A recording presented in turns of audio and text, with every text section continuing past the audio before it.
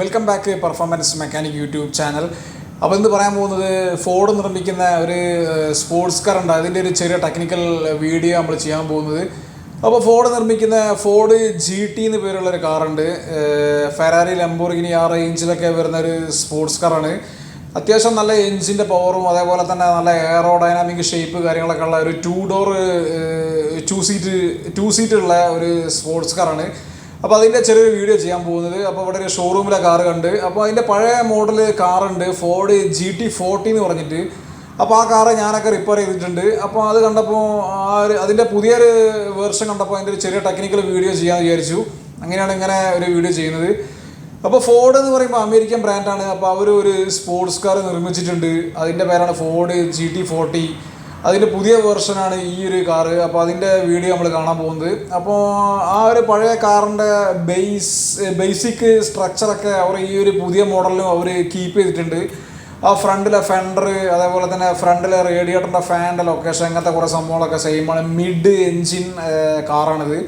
ഈ ഒരു കാറിൻ്റെ സെൻട്രലായിട്ടാണ് ഇതിൻ്റെ എൻജിനൊക്കെ വരുന്നത്. അതുകൊണ്ട് തന്നെ അതിൻ്റെ വെയിറ്റ് റേഷ്യോ എല്ലാ ഭാഗത്തേക്കും ഈക്വലാണ്. അതുകൊണ്ട് തന്നെ അത് നല്ല ഒരു പക്ക സ്പോർട്സ് കാറാണ്. അതുപോലെ തന്നെ അത് 3.5 ലിറ്റർ എൻജിൻ അതിൽ ഉപയോഗിക്കുന്നത്. 3.5 ലിറ്റർ എൻജിൻ 660 bhp പ്രൊഡ്യൂസ് ചെയ്യുന്നുണ്ട്. എക്കോ ബൂസ്റ്റ് എൻജിനാണ് ഇതിൽ ഉപയോഗിക്കുന്നത്. ടർബോ ചാർജർ പെട്രോൾ എൻജിനാണ്. അപ്പോൾ നമുക്ക് നേരിട്ട് കാണാം ഈ കാറിൻ്റെ വിശേഷങ്ങളൊക്കെ നമുക്ക് പുറമേ നോക്കി മനസ്സിലാക്കാം. അതൊരു സ്പോർട്സ് കാർ എങ്ങനെ ഉണ്ടാവും എന്നുള്ള കുറച്ച് കാര്യങ്ങളൊക്കെ നമ്മൾ നോക്കുന്നത്. അപ്പോൾ വീഡിയോയിൽ കിടക്കാം. ഇതാണ് ഫോർഡ് GT എന്ന് പറയുന്ന കാർ കേട്ടോ. അപ്പോൾ ഇതിൻ്റെ പഴയ മോഡൽ കാറിലൊക്കെ ഞാനൊക്കെ റിപ്പയർ ചെയ്തിട്ടുണ്ട്. അതിൻ്റെ പുതിയ മോഡൽ കാറാണിത്. ഇത് നല്ല ഒരു പക്ക ഒരു സ്പോർട്സ് കാറാണ്. ഇത് വൈഡായിട്ടുള്ള ഫ്രണ്ടിൽ ആ ഏരിയ കാണാൻ നല്ല രസമുണ്ട്. പഴയ കാറിൻ്റെ ഒരു ബേസിക് കൺസെപ്റ്റൊക്കെ ഒരു കീപ്പ് ചെയ്തിട്ടുണ്ട്. പഴയ കാർ ഏകദേശമൊക്കെ ഇതേപോലെ തന്നെ ഉണ്ട് കണ്ടു കഴിഞ്ഞാൽ. ഇപ്പോൾ ഫ്രണ്ടിൽ സൈഡിൽ ഇതിൻ്റെ എയറോ ഡൈനാമിക് കുറേ ഷേപ്പുകൾ കുറേ കട്ടിങ്ങളൊക്കെ കാണാം. അതിൻ്റെ ഫ്രണ്ടിലെ വീലൊക്കെ കാർബൺ സെറാമിക് വീലാണ്. സെറാമിക് മെറ്റീരിയൽ ഉപയോഗിച്ചിട്ടാണ് ഇതിൻ്റെ 4 വീലൊക്കെ നിർമ്മിച്ചിട്ടുള്ളത്. ഇതിൻ്റെ ഫ്രണ്ടിൽ ബമ്പറിൻ്റെ താഴെ കൂടെ കേട്ടോ ഇതിൻ്റെ എയർ പോവുക. ഇതിൻ്റെ റേഡിയേറ്റർ ഇവിടെയുള്ളത്. അപ്പോൾ എയർ ഈ ഒരു ഏരിയയിൽ കൂടെ കയറിയിട്ട് ആ ഫ്രണ്ടിൽ നിന്ന് വരുന്ന വിൻഡ് എയർ ഇതിൽ കൂടെ കയറിയിട്ട് ഈ ഒരു റേഡിയേറ്ററിനെ തണുപ്പിച്ചിട്ട് ആ ഒരു ഫാന് വഴി ഇതിലൂടെ പുറത്തേക്ക് പോവുക ചെയ്യുക. അങ്ങനെയാണ് ഇതിൻ്റെ ഒരു ഡിസൈനിങ് ഉള്ളത്. അപ്പോൾ ഇതിൻ്റെ പഴയ മോഡൽ വേർഷൻ കാറിലും അവർ ഇതേ ഒരു ഡിസൈൻ ചെയ്തതിന് അവർ കൊടുത്ത്. ഇതേപോലെ തന്നെ ഈ ഫ്രണ്ട് ബോണറ്റിൻ്റെ ഏരിയയിൽ ഇങ്ങനെ 2 വലിയ ഹോളുണ്ട്. അതിൽ കൂടിയാണ് റേഡിയേറ്ററിൻ്റെ തണുപ്പിച്ചിട്ട് ആ എയർ പുറത്തേക്ക് പോകുന്നത്. നല്ലൊരു എയറോ ഡൈനാമിക് ഷേപ്പാണിത്. വേറെ വാഹനങ്ങളിൽ ഞാൻ അങ്ങനെ കണ്ടിട്ടില്ല. അതേപോലെ തന്നെ ഫ്രണ്ട് വീൽ ഇവിടെ കാണാം. ഇത് സെറാമിക് കാർബൺ ഫൈബറാണ്. സെറാമിക് ബ്രേക്ക് ഡിസ്ക് അവിടെ ഉപയോഗിച്ചിട്ടുള്ളത്. കാർബൺ സെറാമിക് ബ്രേക്ക് ഡിസ്കും കാർബൺ ഫൈബറിൻ്റെ വീലുമാണിത്. അപ്പോൾ ആ വീലിന് ഭയങ്കര വെയിറ്റ് കുറവായിരിക്കും. ചിലപ്പോൾ ഒരു 4 കിലോ 5 കിലോയൊക്കെ വെയിറ്റ് ഉണ്ടാവുള്ളൂ ആ വീൽ റിമ്മിന്. അതുകൊണ്ട് തന്നെ ഇതിൻ്റെ ആ ബ്രേക്കിൻ്റെയും സംഭവങ്ങളൊക്കെ വെയിറ്റ് വളരെ കുറയ്ക്കാൻ സാധിക്കും.